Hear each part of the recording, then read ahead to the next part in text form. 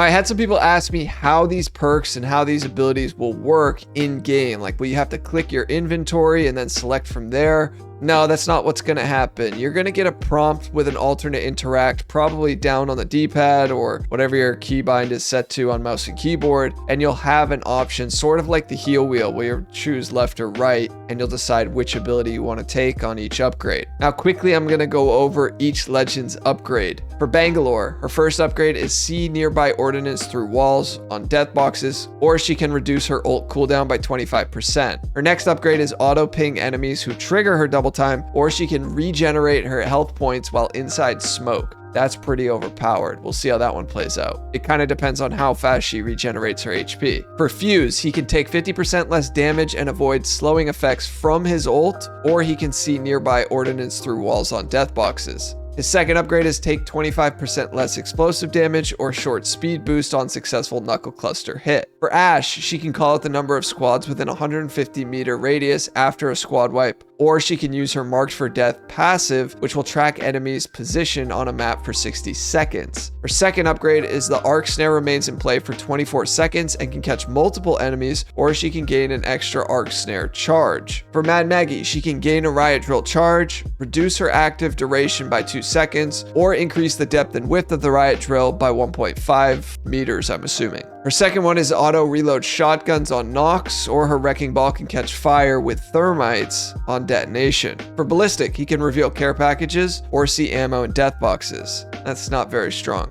But on his second one, he can gain an extra smart bullet charge, or his smart bullet duration is now tripled. I assume that means the length in which somebody's gun overheats. For Pathfinder, he can gain access to survey beacons, or he can gain access to ring consoles. His second upgrade is his grapple cooldown resets on Nox or zip lines are now energized for a short time, granting 25% damage reduction while riding. The grapple cooldown on a knock is sick. I can't wait to try that out. For Wraith, she can reduce her tactical cooldown by 5 seconds, or her passive will trigger when nearby enemy squad count increases. Her second one will reduce ultimate cooldown by 20%, or she can reduce her tactical windup by 20%. That is her hand animation, which is a 1.25 second animation before she can actually get into her phase. So that's pretty cool. Octane, you're going to want to listen to this one. He can take 25% less damage from stim, or he can take 25% less explosive damage. Now his second one, he can change directions with the launch pad double jump or gain an extra launch pad charge. Now,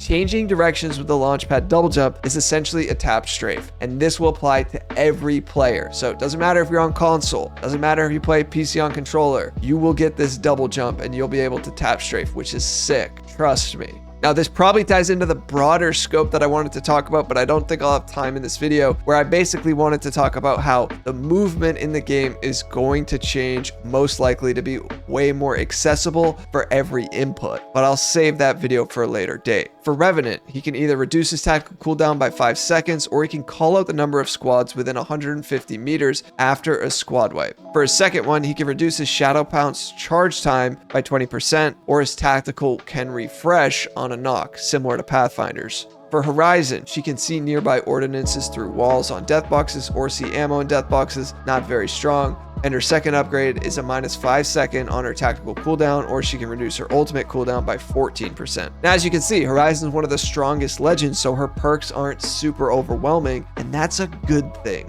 For Valkyrie, she can launch 15% higher with her skyward dive, or she can increase horizontal jetpack speed and acceleration. This is huge. This is her first upgrade. That's awesome. In her second one, she can modify her missile swarm pattern from a 4x3 pattern to a 3x5 pattern, or she can increase jetpack fuel by 25%. Once again, this is awesome for Valkyrie since she's in need of some love. For Bloodhound, they can reduce the tactical cooldown by 5 seconds, or White Ravens will now give a 25% ult charge when activated. That's interesting. Somebody in the comments can tell me how much interacting with a White Raven gives towards the ult charge, because I thought it was like something like 25% previously. So if that is the case, that means they are probably nerfing how the White Ravens work. And if it's not the case, someone will just correct me in the comments. On their second upgrade, Bloodhound will gain 25 HP on Nox while in Beast of the Hunt, which is awesome. Or Bloodhound can get a double tactical full body scan duration. Not sure what that means, but that is interesting. For Crypto, his tactical cooldown will be reduced by 10 seconds, or he can reduce ultimate cooldown by 20%. For his second one, he can increase the Neuralink and EMP range by 50%, or he can deploy the drone and it will call out the squads in the area. I assume that's the change a lot of players have been asking for, where they don't have to go in the drone and ping the banner or how many squads are nearby. So that is awesome too. All right, for Seer, he will increase his Heart Seeker and tactical range by 25 meters, or he can remove the Heart Seeker movement penalty, which is when Seer has his hands out and he moves much slower.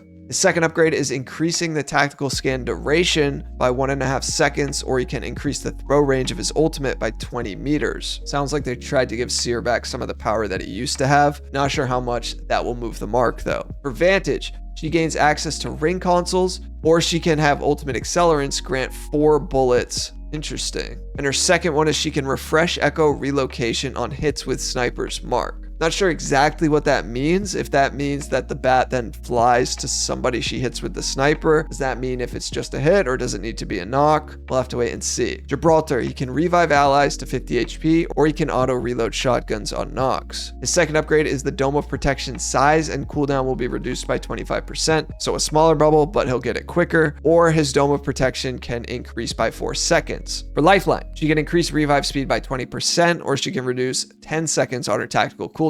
Her next upgrade, which players are going to love, she can gain a self revive. Yes, she can revive herself. Or the next Lifeline care package is a supply drop, which means she can just spawn in a Kraber if she wants. These are nice upgrades to Lifeline. For Mirage, his allies are revived with health regen up to 75 HP, or he can gain an ult decoy and reduce cooldown by 30 seconds. That's huge. The ultimate is on a 60-second timer, so that means his first upgrade will basically reduce his ultimate down to 30 seconds, which is chaotic, but I love that for Mirage. His second upgrade is he can gain a decoy charge, and he can have both active at once. So 2 decoys at once, awesome. Or he can refresh his tactical on successful bamboozles. Another awesome change. I love this for Mirage. For Loba, her Black Market Boutique range increases by 25%, or Loba can take an extra item from black markets. Her next upgrade is a -5 second on her tactical cooldown, or she can increase tactical height and range. Great, love that. Her tactical is something that has needed some love, and I think this is a great way to address it. For Newcastle, his mobile shield can gain 250 HP, or he can increase mobile shield speed to weapon and sprint speed. Interesting, I like that. His next upgrade is allies are revived with health regen up to 75 HP, or he can add 250 HP to his castle wall, extend energized barrier duration to 2 minutes. That's huge. The barrier, I believe, stays energized for only 30 seconds, so an upgrade to 2 minutes is huge. For Conduit, shield battery count can be shown on death boxes, or each ultimate's mine damage radius is increased by 10%. That will mean her ultimate will cover even more space, which is insane. Her second upgrade is gain a tactical charge, but half shield heal duration, or she can increase tactical range by 15%. That will make her very strong if she doesn't receive any nerfs at the beginning of the season. Caustic, he can increase tactical throw range by 75%, or his Nox grenade gas cloud can increase by 20% in area. His second upgrade is Nox Vision persists for longer, or he can regenerate HP while inside the Nox gas. This is slow. Hoping it's slow for Bangalore too, if it's the same sort of perk that she had. For Watson, she can revive allies to 50 HP, or her ult interceptions spawn arc stars. Interesting. Her next upgrade, she can choose to have double ult HP and capacity, or she can place up to 2 ults with half healing capacity, and use ultimate accelerants twice as fast. For Rampart, she can reduce Sheila cooldown by 20%, or carry extra ammo per stack. Her next upgrade is improved mobile Sheila handling and spin up time by 20%, or reload faster with Sheila, or when behind amped cover. These are actually good perks for Rampart. It'll be interesting to see how many people play her. And for Catalyst, they increase the max number of active spikes by 1, or increase spike throw range by 40%. So basically bring her back in line to how she was upon release. And on her second upgrade, she can increase the Dark Veil lifetime by 20%, or increase Dark Veil length by 27%. So lifetime, I assume, just means the duration it's out for, or she can increase how long the wall is. Now, these perks are going to change Apex Legends like we've never seen before, and I'm incredibly excited for it. So let me know what all of you guys think about these changes coming in Season 20, and while we're waiting for the season to drop, go check out 20 facts that only Apex veterans know. I covered it in this video here. Thanks for watching. Peace.